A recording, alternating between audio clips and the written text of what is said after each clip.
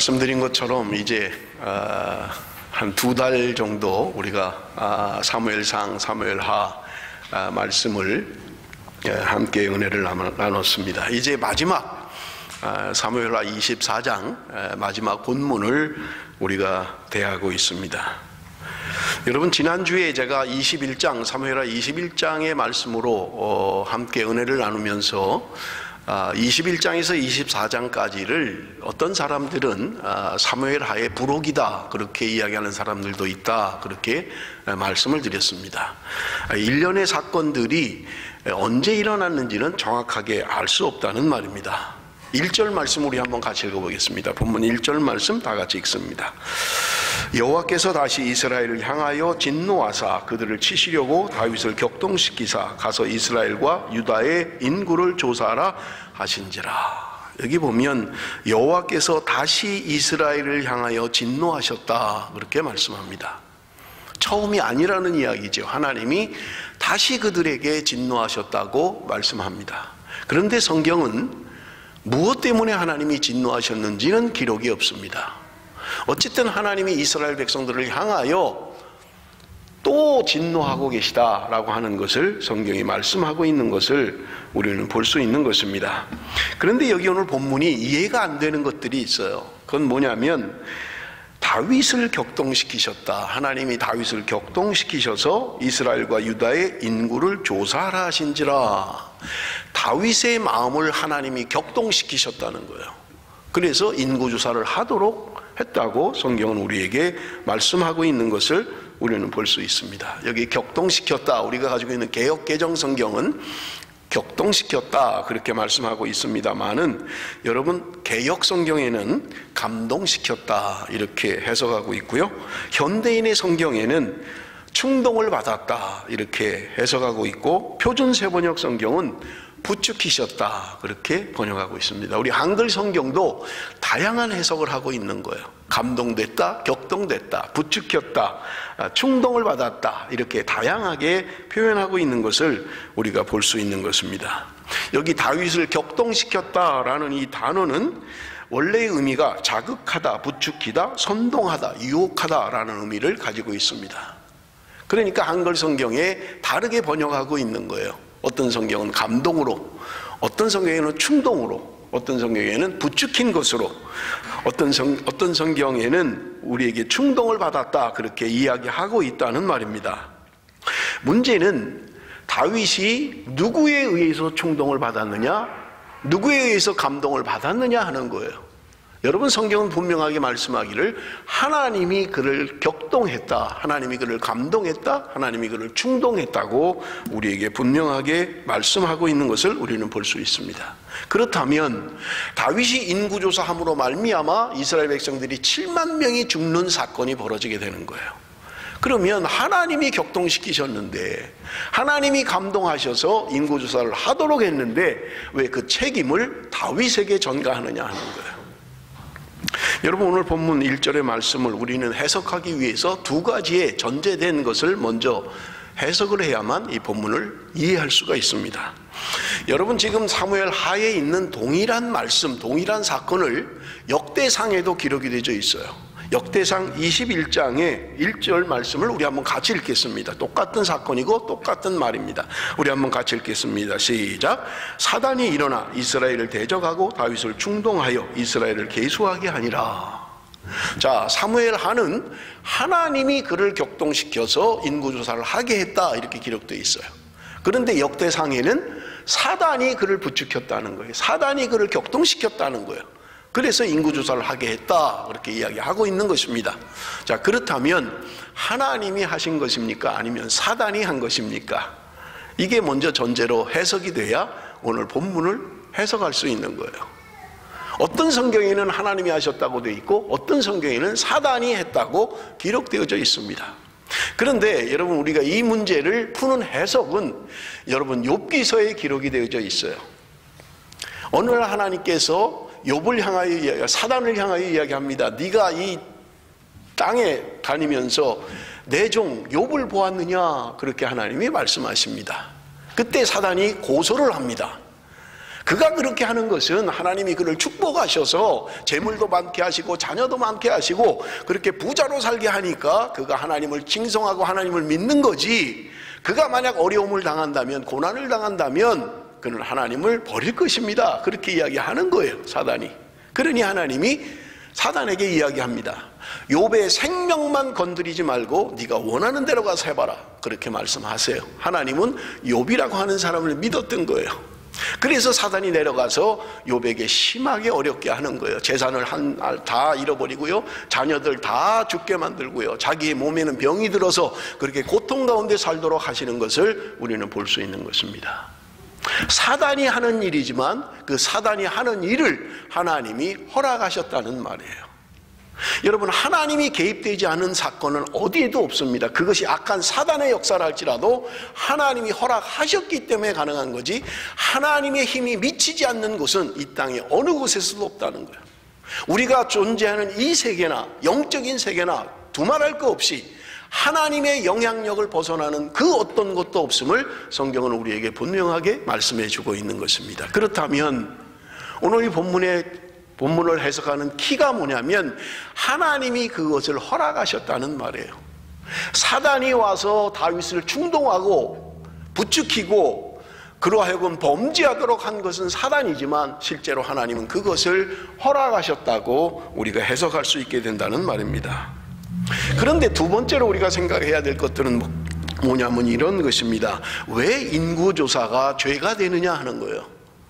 왜 다윗이 한 인구조사가 죄가 되느냐 하는 것입니다. 여러분, 우리가 구약성경을 보면 인구조사를 여러 번 한 기록이 있습니다. 여러분, 제일 먼저는 출애굽기 30장에 그들이 출애굽을 하고 나서 3개월 정도 됐을 때 인구조사를 하고 있는 것을 우리가 볼 수 있습니다. 그런데 하나님이 명령하셨던 거예요. 모세에게 명령하셔서 너희들이 출애굽한 인원수를 계수해라 라고 말씀하시면서 한 사람당 하나님께서 속전을 내라고 말씀하십니다. 너희들이 구원함을 받은 것, 그건 하나님의 은혜로 받은 것이다.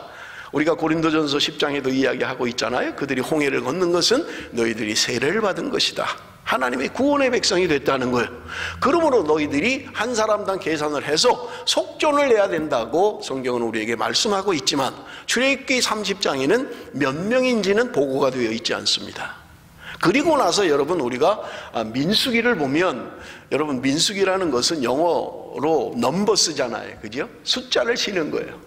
이 민수기를 보면 1장에 그들이 출애굽하고 나서 2년 2개월 됐을 때에 하나님이 모세에게 인구를 조사하라고 말씀하고 있는 것을 우리가 볼 수 있어요. 그때 인구를 조사한 숫자가 여러분 성경에 보면, 여러분 우리 한번 좀 먼저 성경을 좀 읽어보겠습니다. 민수기 1장 1절 2절 말씀 먼저 우리가 한번 읽어보도록 하겠습니다. 다 같이 읽습니다. 시작. 이스라엘 자손이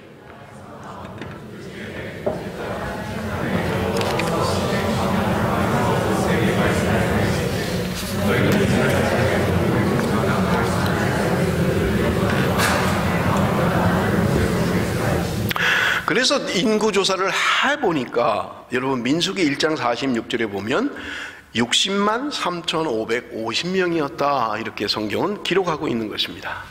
그런데 민수기 26장에 하나님이 또 모세에게 인구조사를 하라고 명령하고 있는 것을 우리가 볼 수 있습니다. 민수기 26장 51절에 보면 인구조사를 하고 나서 숫자가 기록되어져 있는데 60만 1,730명이었다 그렇게 성경은 기록하고 있는 거예요. 그런데 여러분, 우리가 민수기 1장의 인구조사와 민수기 26장에 두 번 인구조사를 했는데 민수기 1장에는 출애굽한 직후에 인구조사를 한 거예요. 그리고 민수기 26장은 이제 광야에서 40년 광야가 끝나고 이제 가나안에 들어가기 직전에 인구조사를 한 숫자입니다. 그럼 우리가 쉽게 알 수 있는 것은 처음 인구조사를 했을 때는 출애굽 1세대가 포함되어 있고 성경에 보면 하나님께서 20세 이상만 카운트를 하라고 기록되어 있어요. 그러니까 20세 이상의 남자들, 전쟁에 나갈 수 있는 사람들이 60만 5,550명이에요. 3,550명이라고 성경은 우리에게 말씀해 주고 있는 거예요. 그런데 민수기 26장에 기록되어 있는 거의 비슷합니다만은 한 1,820명 정도 차이가 납니다만은 60만 1,730명의 숫자는 출애굽의 1세대는 다 죽고 지금 20세 이전의 사람들과 광야에서 태어난 사람들이 60만 1730명이었다고 성경은 우리에게 말씀해 주고 있는 것입니다. 그러므로 여러분, 민수기 1장에 기록되어져 있는 것과 민수기 26장에 인구조사를 한 것은 다른 문제라고 여러분 우리가 이해를 하시면 되겠습니다. 여러분, 그런데 각 지파별로 1차 조사와 2차 조사의 사람의 차이가 많이 다릅니다. 우리 한번 좀 보겠습니다. 여러분, 도표를 보면 제가 이거 안 보이네요. 여러분, 각 지파의 1차 숫자와 2차 숫자입니다. 그런데 루벤 지파는 1차에 46,500명으로 집계가 되었는데 2차 조사 때는 43,730명으로 2차 조사 때는 2,770명이 부족한 것을 볼 수 있어요. 그리고 시므온 지파는 59,300명이었는데 2차 조사 때는 22,200명으로 37,100명이 부족합니다. 여러분, 이 숫자를 여러분들이 그냥 뭐 다 하실 필요는 없고요. 가장 많이 준 지파가 시므온 지파입니다. 시므온 지파가 가장 많이 줄었고요. 가장 많이 늘어난 지파는 므낫세 지파인데 32,200명에서 52,700명으로 25,500명이 늘어났습니다.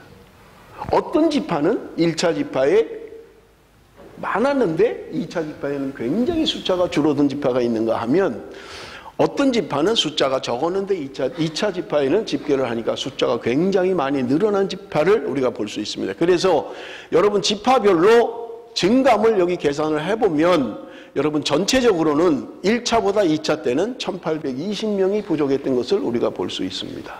그런데 여러분, 여기에는 굉장한 비밀이 숨겨져 있습니다. 어떤 지파가 왜 1차보다 2차는 많이 줄었는지, 그리고 어떤 지파는 1차보다 2차가 왜 숫자가 많이 늘어났는지 하는 것은 여러분, 비밀에 속해져 있습니다. 이거를 이야기하려면 시간이 너무 많이 가기 때문에 제가 민수기를 설교할 때, 그리고 성경일독학교 때 민수기를 다룰 때 말씀을 드리겠습니다. 오늘 본문과는 크게 뭐 많이 차이가 없기 때문에 그렇습니다. 자, 그러면 이스라엘 백성들이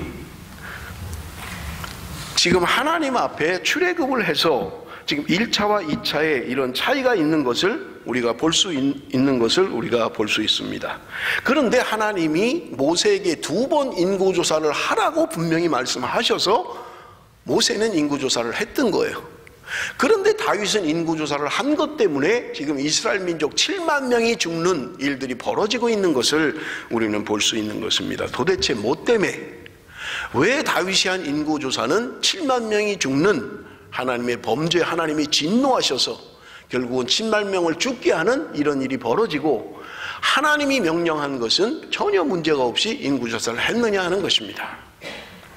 여러분, 우리가 3절 본문의 말씀, 우리 사무엘상 24장 3절 말씀을 좀 한번 보겠습니다. 3절 말씀 다 같이 읽습니다. 시작. 요압이 왕께 아뢰되 이 백성이 얼마든지 왕이 하나님 여호와께서 100배나 더하게 하사 내 주 왕의 눈으로 보게 하시기를 원하나이다. 그런데 내 주 왕은 어찌하여 이런 일을 기뻐하시나이까 하되. 지금 이것은 다윗이 인구조사를 하라고 요압 장군에게 명령을 내린 거예요. 너는 빨리 전국을 돌아다니면서 인구조사를 해라 라고 하니까 요압 장군이 지금 다윗에게 이야기한 거예요. 왕의 나라가 지금 숫자보다 100배나 더 많아져도 좋습니다. 그런데 왕은 왜 이런 일을 기뻐하십니까? 라고 이야기하고 있는 거예요. 사무엘 하에는 지금 요압 장군이 아주 완곡하게 그렇게 표현하고 있는 것을 볼 수 있고요. 똑같은 말씀을 역대상에는 강력하게 표현하고 있는 것을 우리가 볼 수 있습니다. 역대상 21장 3절입니다. 요압이 아뢰되 여호와께서 그 백성을 지금보다 100배나 더하시기를 원하나이다. 내 주 왕이여 이 백성이 다 내 주의 종이 아니니까 내 주께서 어찌하여 이 일을 명령하시나이까? 어찌하여 이스라엘이 범죄하게 하시나이까 하니. 사무엘 하에는 왜 이런 일을 기뻐합니까? 라고만 표현했는데 역대상에는 당신이 어찌하여 이스라엘 백성으로 하여금 죄를 짓게 만듭니까? 라고 이야기하고 있다는 거예요. 지금 다윗이 인구조사를 하라고 명령 내린 것은 하나님이 기뻐하지 않는 이스라엘 백성들로 하여금 죄를 짓게 하는 일입니다. 당신의 나라가 지금보다 100배나 강성해지기를 내가 원하지만 왕이시여 왜 이런 일을 하고 계십니까? 이것은 하나님이 원하는 게 아닙니다 라고 이야기하고 있다는 말입니다.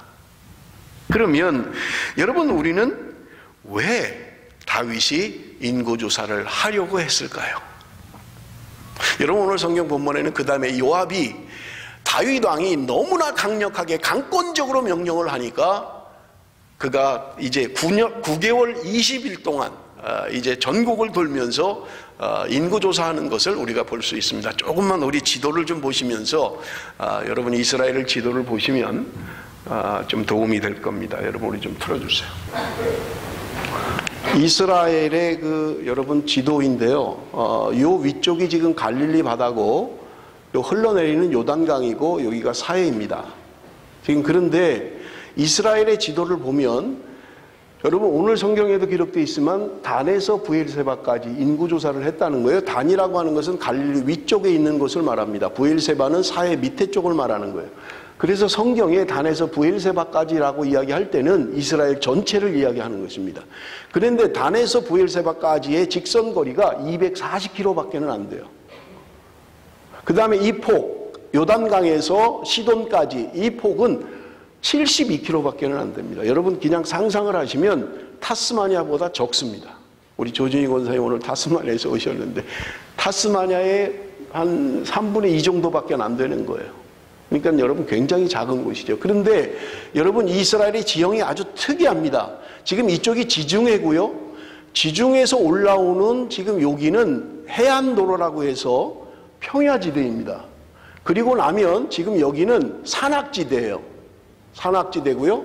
그 다음에는 이 요단강과 갈릴리 사해가 있는 이곳은 굉장히 깊은 협곡이에요. 그래서 여러분 지금 예루살렘이 여러분들이 예루살렘을 찾을 때 사해 옆에쯤 있다 이렇게 생각하시면 돼요. 요 산지 꼭대기에 있는 거예요. 요 산지 꼭대기에 예루살렘이 있고 지금 갈릴리는 이 지중해 해수면보다 200m가 아래에 있습니다.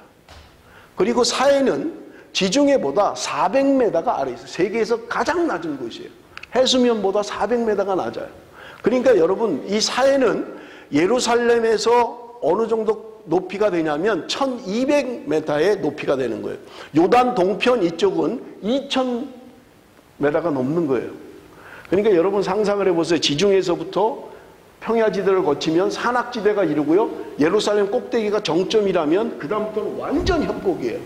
그래서 그 높이 자체가 1200m가 내려가는 거예요. 그리고 이쪽 오른쪽 동편 이것은 왕의도로라고 하는데 이 산지길 여러분 여기는 2000m가 넘는 거예요. 그러니까 완전히 협곡이에요. 지금 우리가 알고 있는 요단강은 지금 예루살렘 저 밑에 아주 굉장히 힘들게 돼 있는 것을 우리가 볼 수 있습니다. 넘겨주세요. 우리는 지도 1-16을 사용하여 4개의 주요 도로를 보도록 하겠습니다. 첫째는 해변길입니다. 때로는 바닷길이라고도 불리는데 해안가의 평원을 따라 상대적으로 쉽게 길이 나 있습니다. 해변길은 이집트와 메소포타미아를 잇는 국제도로의 중요한 일부입니다. 그러나 갈멜산이 이 길을 장애물인 것을 볼 수 있습니다. 나중에 우리는 이 길이 어떻게 갈멜산과 이스라엘 평원 그리고 갈릴리 호수를 지나 더욱 북쪽으로 가는 것을 볼 것입니다. 두 번째 도로는 산지의 수계점에서 남과 북을 연결하는 길입니다.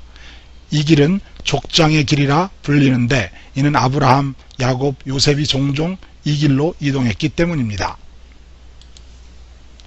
세 번째 길은 요단지구대 안에 있습니다.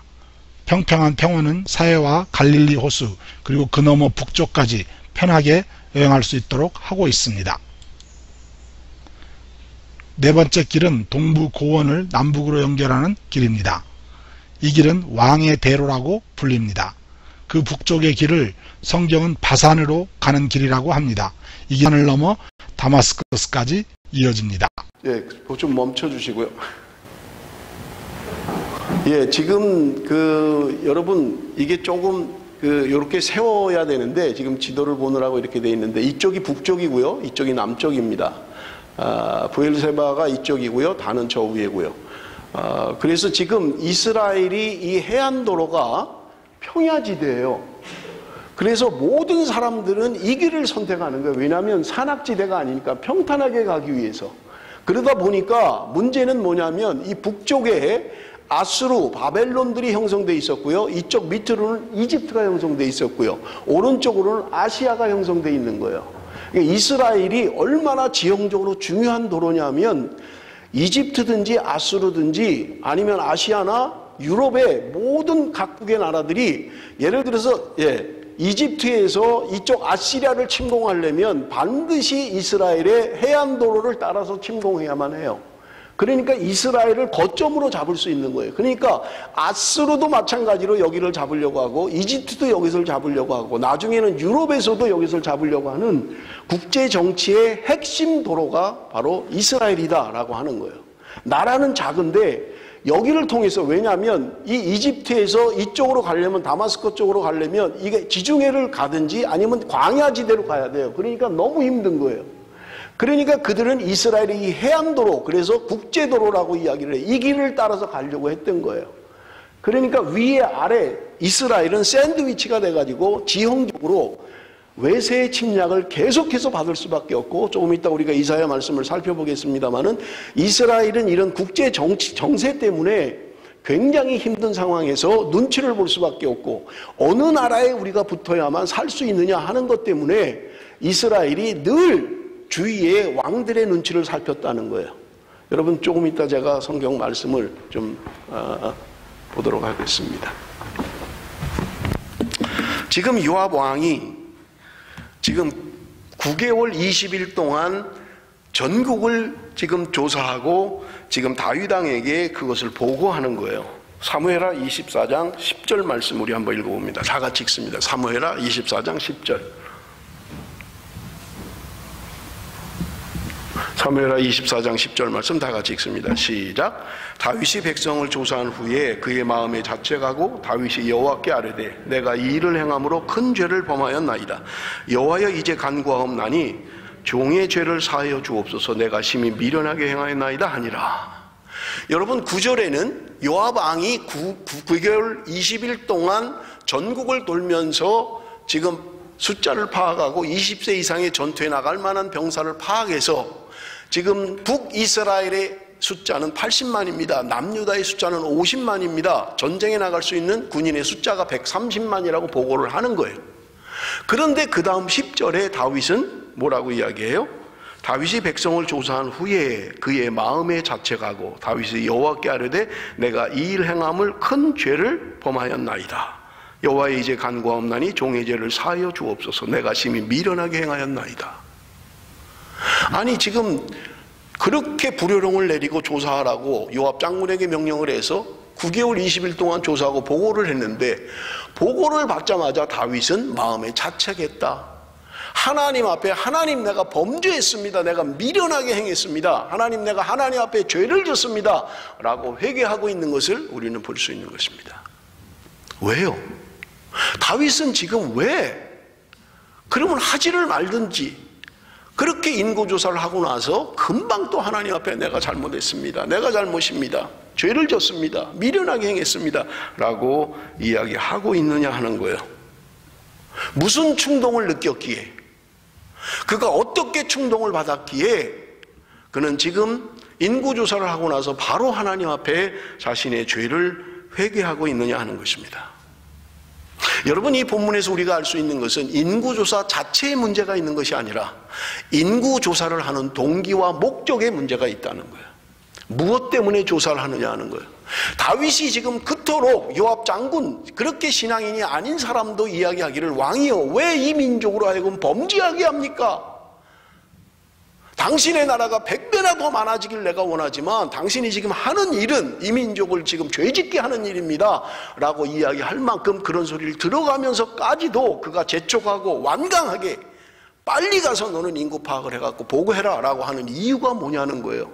무엇 때문에 다윗이 지금 무엇에 사로잡혀서, 그리고는 하고 난 다음에는 또 바로 자기의 죄를 회개하는 이 다윗의 모습 속에서 오늘 우리에게 무슨 교훈을 하고 싶으신 거냐 하는 거예요.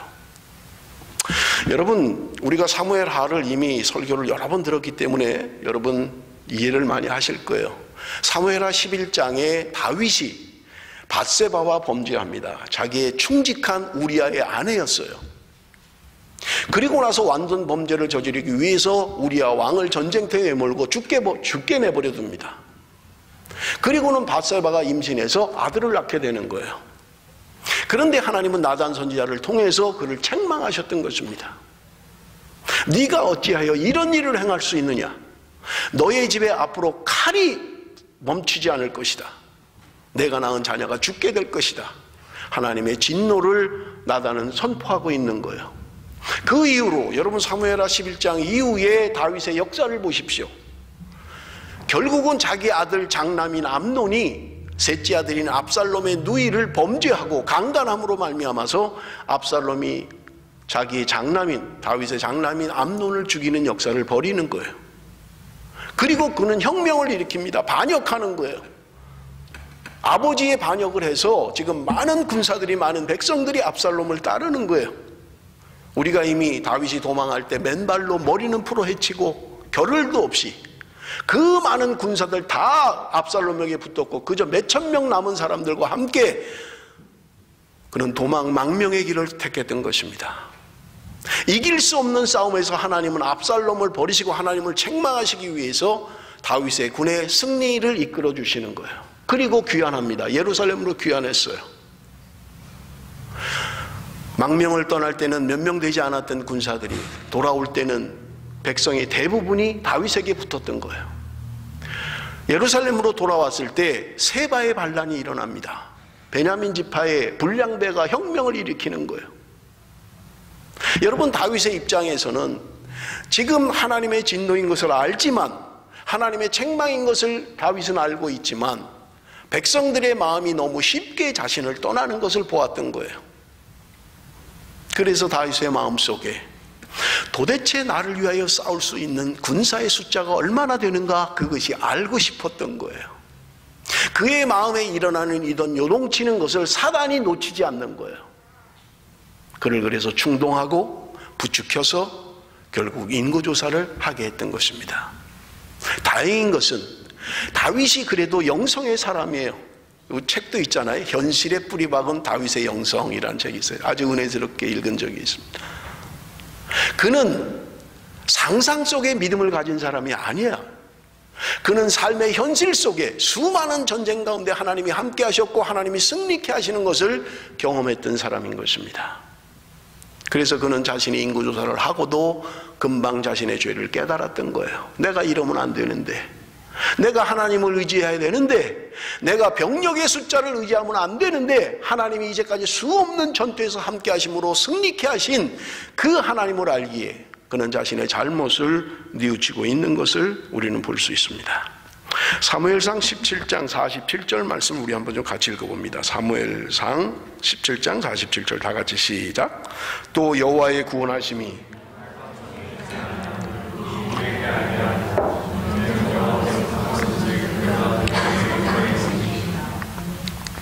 여러분 이게 누가 고백한 것입니까? 일부 예배 때는 마치는 사람이 있던데 여러분 누구의 고백이에요? 누가 이렇게 고백했습니까? 여호와의 구원하심이 칼과 창에 있지 아니함을 이 무리에게 알게 하리라. 전쟁은 여호와께 속한 것인지 그가 너희를 우리 손에 넘기시리라.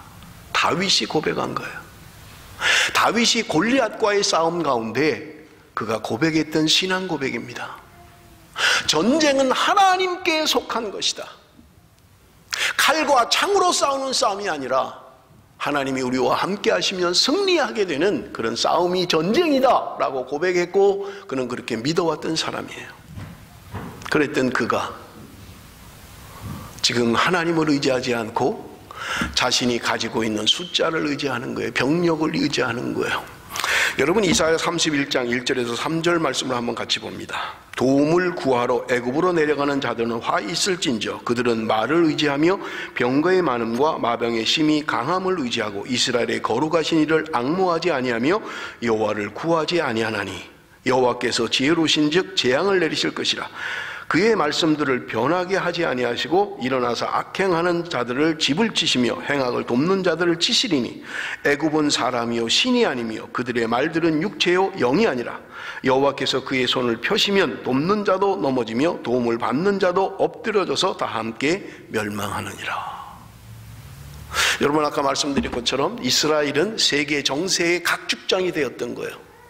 자그만 나라이긴 하지만 지금 동서로 남북으로 여러분 연결되는 중요한 거점을 차지하고 있었던 거예요.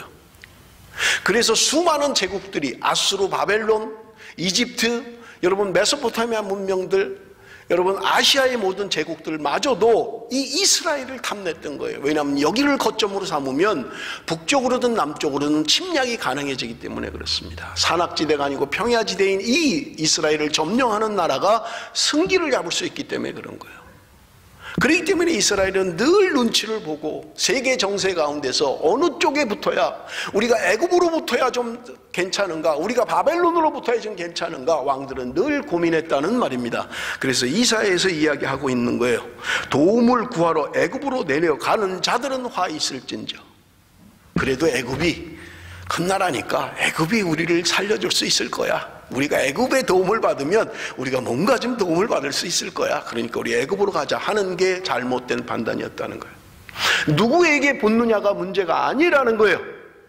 내가 지금 강대한 바벨론 제국에 붙을 것인가, 아수르 제국에 붙을 것인가, 아니면 이집트 제국에 붙을 것인가가 중요한 것이 아니라 하나님의 백성은 하나님의 편에 서야 하고 하나님의 도움을 받아야 되고 모든 전쟁은 하나님께 속한 것이라는 것을 너희가 왜 깨닫지 못하느냐라고 책망하고 있는 것을 우리는 볼 수 있는 것입니다.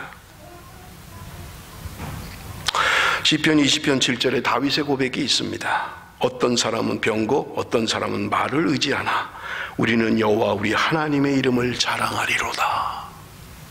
여러분, 다윗의 신앙 고백이었어요.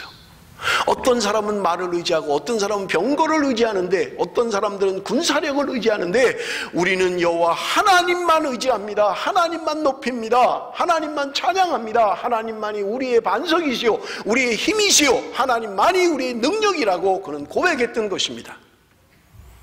그랬던 다윗이 왜 지금은 사람의 숫자를 의지하고 있느냐 하는 거예요.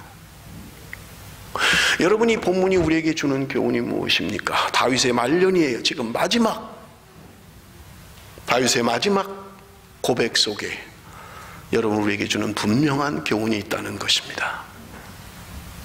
오늘 나는 이 숫자 노름을 하고 있지는 않습니까? 뭔가 내가 가지고 있는 것이 조금 넉넉하면 위로가 되고 힘이 되고, 뭔가 가지고 있는 것이 점점 줄어들면 불안하고 견딜 수가 없고, 하나님을 의지한다고 고백하면서도, 하나님을 믿는다고 고백하면서도 실제로 내가 믿는 것은 내 계좌에 남아있는 돈을 의지하고 있지는 않느냐 하는 거예요. 내가 가지고 있는 힘, 그것을 의지하지는 않느냐 하는 것입니다. 여러분, 많은 사람들이 숫자 노름을 하고 있는 거예요. 뭐가 좀 많아지면 넉넉하고 조금 여유가 생기고 부족하기 시작하면 불안해지기 시작하는 거예요. 저는 멜번에 2007년 4월 9일에 교회를 개척하고 2년 동안 출석하는 교인의 숫자를 한 주도 빼놓지 않고 기록을 했어요. 출석표를 집에 가면, 예배 끝나고 나면 집에 가서 출석 체크를 다 했어요. 새로 오는 사람 이름까지 다 써서 체크했어요. 한 2년 동안 그렇게 했어요. 2년이 지난 다음에 제 마음에 이건 아닌 것 같다 하는 마음이 들었어요. 그 주에 조금 교인이 많이 오면 마음이 뿌듯한 거예요. 아, 오늘 5명 새로 나왔네. 아우, 이번 주엔 10명이 새로 나왔어. 그런데 어느 날 한 10명 줄면 왜 안 나왔대? 그 숫자에 내 마음이 요동치는 거예요. 조금 더 많이 나오면 위로가 되고 조금 적게 나오면 두려워하고, 하나님이 하셨습니다 하면서도 그 숫자에 연연하고 있는 거예요. 제가 하나님이 기뻐하시지 않는 것을 알고 그만둬 버렸어요. 지금은 몇 명이 나오는지 몰라요. 대충만 알 뿐이에요. 알 필요도 없고요. 오늘 우리가 살아가면서 신앙생활을 한다고 하면서도, 하나님을 믿는다라고 하면서, 구원받은 하나님의 백성이라고 하면서도 나는 정말 하나님을 의지하고 있는가? 다윗처럼 내가 가지고 있는 것, 내가 쥐고 있는 것, 내 안에 있는 것, 나의 도움이 되는 것, 그걸 의지하고 그걸 바라보고 있지는 않느냐 하는 것입니다.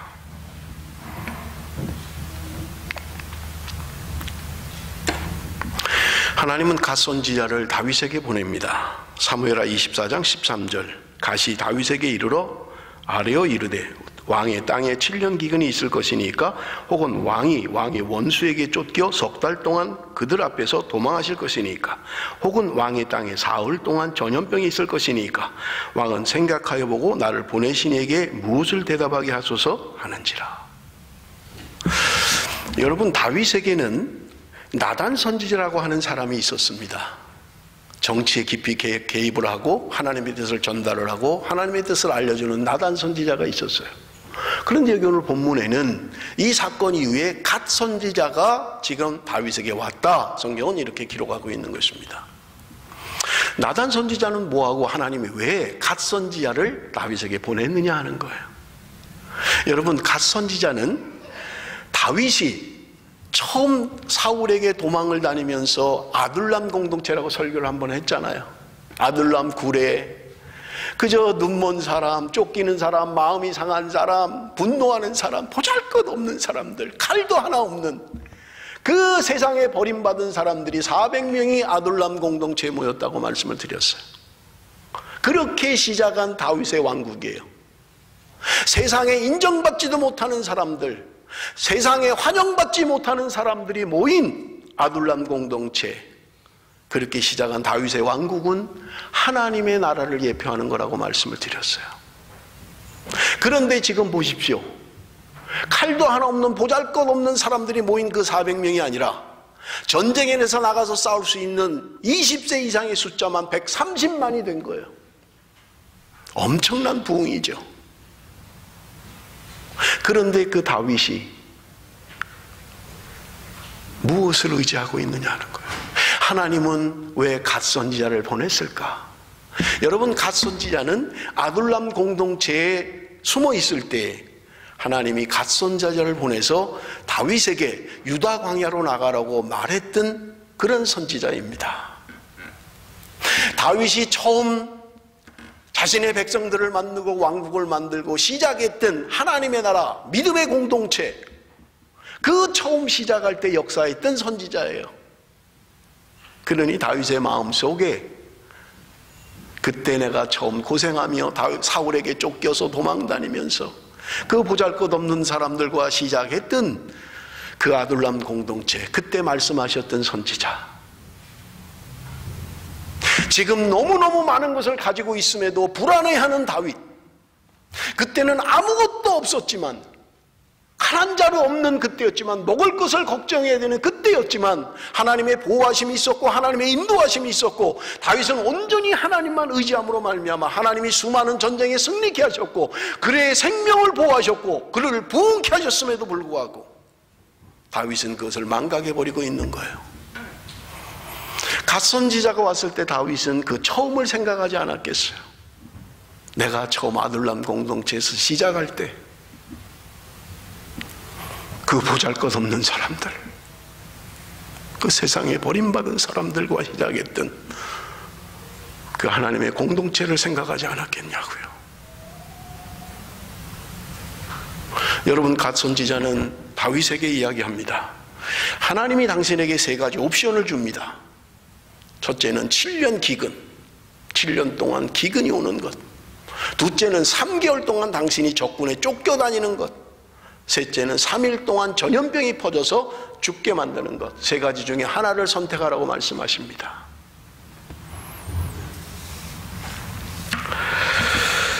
여러분, 이 본문의 말씀에 약간의 문제가 있어요. 그것은 뭐냐면 역대상에 보면 역대상의 말씀에는 3년 기근이라고 되어 있어요. 딴 건 똑같아요.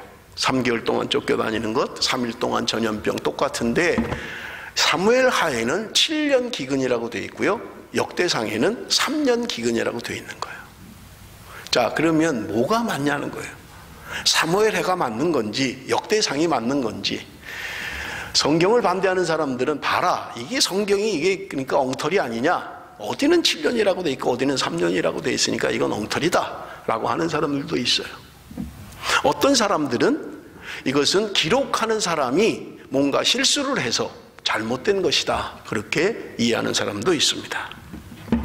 여러분, 영어 성경도 마찬가지예요. 영어 성경도 킹 제임스 버전에는 7년으로 되어 있습니다. 그런데 NIV나 RSV는 3년으로 되어 있어요. 우리 한글 성경 가운데도 현대인의 성경은 3년으로 바꿔놨어요. 사무엘하의 7년을 3년으로 바꿔놨다는 거예요. 333 이게 맞을 거다. 3년 기근, 3개월 도망 다니는 거, 3일 전염병 이게 맞는 거지 왜 733 이렇게 하냐, 333 말도 되고 좋지 않냐. 그러니까 7년이 잘못된 거다 이렇게 이야기하는 사람도 있다는 거예요. 여러분, 그렇습니까? 성경이 뭔가 잘못됐습니까? 아니면 누군가 옮기면서 잘못했습니까? 아니에요. 성경은 그럴 리가 없습니다. 여러분, 지금 왜 사무엘 하에는 7년이라고 이야기를 하고 역대상에는 3년이라고 이야기를 하고 있느냐 하는 거예요. 여러분, 사무엘 하에 7년이라고 이야기하는 것은 여러분, 우리가 지난주에 말씀드린 것처럼 다윗 왕 때에 3년 기근이 있었다라고 이야기했지요. 기브온 민족 때문에 사울이 기브온 민족을 죽임으로 말미암아 하나님이 다윗의 때에 3년 동안 기근을 주셨다고 말씀을 한 거예요. 그런데 여러분 보세요. 3년 기근이라고 하는 것은 그 다음에 파종을 해도 그 다음에 거둘 수 있는 것은 1년이 지나야만 되는 거예요. 뭐 당장 뭐 돈 주고 사서 뭐 먹을 수 있는 게 아니라 씨를 뿌리면 거둘 때까지 또 1년이 지나는 거예요. 그렇다면 여러분 3년 기근에 다시 추수를 할 때까지는 4년이 되어버리는 거예요. 그리고 지금 다윗 왕에게 지금 3년 기근에 대해서 말씀하고 있는 거예요. 그러면 여러분 지금 사무엘 하는 앞에 기브온 사건으로 말미암아서 이어진 그 기근 총을 이야기하고 있는 반면에 지금 역대상에는 지금 다윗 왕이 새롭게 받는 3년 기근에 대해서만 이야기하고 있는 것을 우리는 볼 수 있는 거예요. 그러므로 성경은 오류가 있는 것이 아닙니다. 사무엘상에는 앞에 기브온에 있는 기근까지 포함해서 그리고 추수할 때까지를 포함해서 4년과 다윗이 3년 동안 기근으로 말미암아 받을 7년을 사무엘 하는 이야기하고 있는 거고요. 역대상에는 새로운 3년만 이야기하고 있는 것을 우리는 볼 수 있는 것입니다. 다윗은 3일의 온역, 3일의 전염병을 선택을 합니다. 이스라엘의 전염병이 돌아서 오늘 성경에 보니까 7만 명이 죽음을 당했다고 말씀하고 있는 거예요. 한순간에 7만 명이 죽은 거예요. 그것도 하나님이 지금 천사에게 고만해라, 칼을 들고 있는 천사에게 고만, 너 칼을 좀 그만 사용해라, 예루살렘으로 진격하려고 예루살렘에 이제 전염병이 퍼져서 죽게 하려는 이 찰나에 하나님이 금지시켜버리는 거예요. 너무나 많은 사람이 죽으니까. 갓 선지자는 마지막으로 오늘 우리 본문 사무엘하 24장 25절 마지막에 말씀하고 있는 거예요. 너가 하나님의 말씀대로 제단을 쌓고 하나님 앞에 회개해야 된다고 말씀하고 있는 것입니다. 우리 마지막 말씀 사무엘하 24장 25절 말씀 마지막 말씀을 읽겠습니다. 다 같이 읽습니다. 시작. 그곳에서 여호와를 위하여 제단을 쌓고 번제와 화목제를 드렸더니 이에 여호와께서 그 땅을 위한 기도를 들으시매 이스라엘에게 내리는 재앙이 그쳤더라. 하나님의 진노가 그쳤다고 말씀하고 있는 거예요. 그 땅을 위한 기도를 하나님이 들으셨다고 말씀하고 있는 것입니다. 말씀을 맺겠습니다. 2달 동안 우리는 사무엘상과 사무엘하를 묵상을 했습니다. 오늘 이 사무엘서를 통해서 하나님의 왕국을 이루어가는 사울과 다윗으로 이어지는 통일 왕국 시대를 이어가는 이 사무엘상하를 통해서 하나님이 우리에게 보여주시는 분명한 메시지가 있습니다. 아무리 그가 하나님의 마음에 합한 왕이라 할지라도 사람은 믿을 대상이 아니라는 말이에요. 여러분 성경에서 이야기합니다. 잘한 왕들은 그가 다윗의 길로 갔다. 잘못된 삶을 살 때는 그가 여로보암의 길을 따랐다. 이렇게 성경은 이야기합니다. 그럼에도 불구하고 그는 흉악한 범죄를 저지른 자요 때로 하나님을 의지하기보다는 자기의 힘을 의지했던 사람인 것을 우리는 볼 수 있는 것입니다. 사랑하는 성도 여러분, 사람은 우리의 믿음의 대상이 아닙니다. 하나님만이 우리의 믿음의 대상이에요. 저 애굽이 나에게 좀 도움이 될까? 아니, 저 바벨론 제국이 나에게 좀 도움이 될까? 하나님 우리에게 말씀하는 거예요. 아니다. 너희들의 힘은 나에게 있다. 너희들이 맡고 있는 전쟁은 하나님께 속한 것이다. 사랑하는 성도 여러분, 사무엘하를 마치면서 여러분, 하나님이 우리에게 주시는 분명한 교훈, 하나님을 의지합시다. 하나님만 바라봅시다. 도울 힘이 없는 인간을 바라보지 마세요. 인간을 의지하지 마세요. 하나님을 의지해야만 합니다. 여러분의 이 메시지를 통해서 우리에게 분명하게 교훈하는 하나님의 메시지인 것입니다. 사랑하는 성도 여러분, 하나님만 바라보고 하나님만 의지하는 저와 여러분이 되시기를 바랍니다. 기도하겠습니다.